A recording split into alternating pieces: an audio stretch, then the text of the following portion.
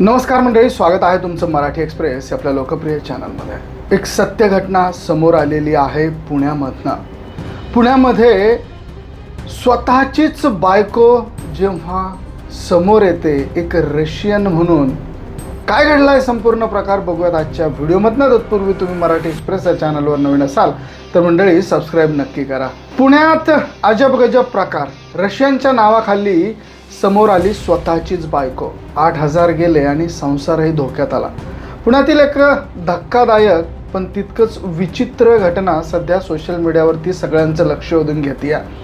Russian मुलीच्या नावाखाली एका पतीने 8,000 रुपये मोजले, पण जेव्हा समोरची सत्यता उघड झाली तेव्हा त्याचे पाय हादरले। नेमकं काय घडलं? प्रमोद, जे की नाव बदललेलं आहे, याने एका एजंटमार्फत 8,000 रुपये खर्च करून एका रशियन मुलीला बोलवलं होतं। एका तासाच्या प्रतीक्षेनंतर एक नकाब घालून एक तरुणी त्याच्या समोर उभी राहिली। तिच्या डोळ्यातील चमक पाहून प्रमोद घायाळ झाला। त्याने नाव विचारलं, पण समोरून काहीच उत्तर आलं नाही। प्रमोदला वाटलं की परदेशी असल्यामुळे आपली भाषा कदाचित तिला समजत नसावी, पण त्याने प्रेमाने तिचा हात धरला आणि तिला जवळ ओढला। पण जसा त्याने तिच्या चेहऱ्यावरून नकाब बाजूला केला तसं त्याच्या पायाखालची जमीन सरकली। समोर कोणतीही रशियन वगैरे मुलगी नव्हती, तर त्याची स्वतःचीच बायको उभी होती। आणि अशा पद्धतीनं हे सगळं विंग समोर आलं आणि वादात जे समोर आलं ते आणखीनच भयानक होतं। हा जो निठल्ला पती होता तो कोणताही काम धंदा करत नव्हता आणि पत्नीच्या पैशावरती तो मजा मारायचा।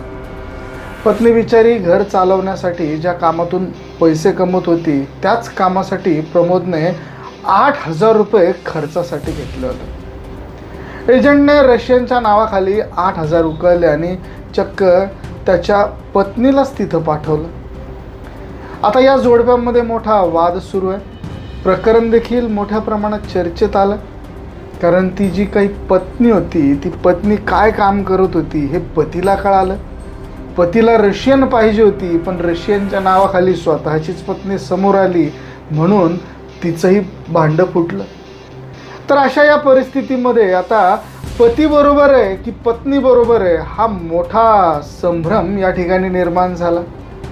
त्याची बायको जी काही काम करत होती त्या कामाच्या निमित्ताने एजंटने मात्र मजा मारून घेतली।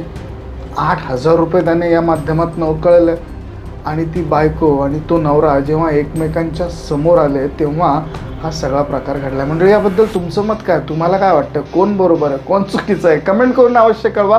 व्हिडिओ तुम्हाला आवडला असेल तर शेअर जरूर करा। बघत राहा मराठी एक्सप्रेस। धन्यवाद।